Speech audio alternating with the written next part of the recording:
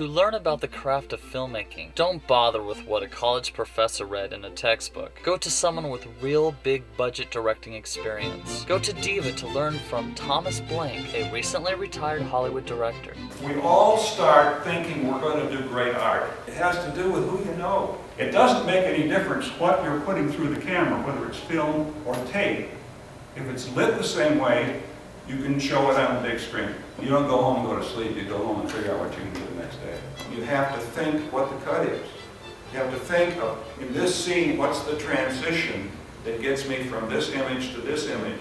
And if you can, as a writer, provide that transition, it just makes it easier for everybody. You have to know the contracts of all the players. You give up your relationships for the most part.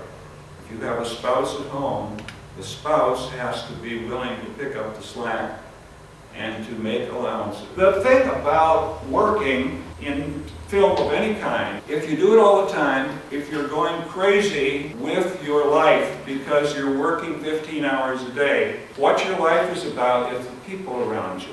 It's a question of creating a family that will last for a month or 6 months. It becomes a social activity.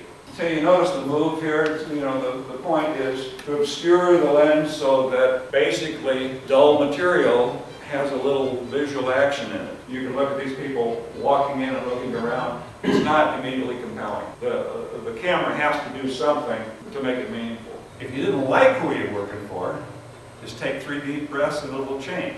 It's just as hard to make a bad movie as a good one.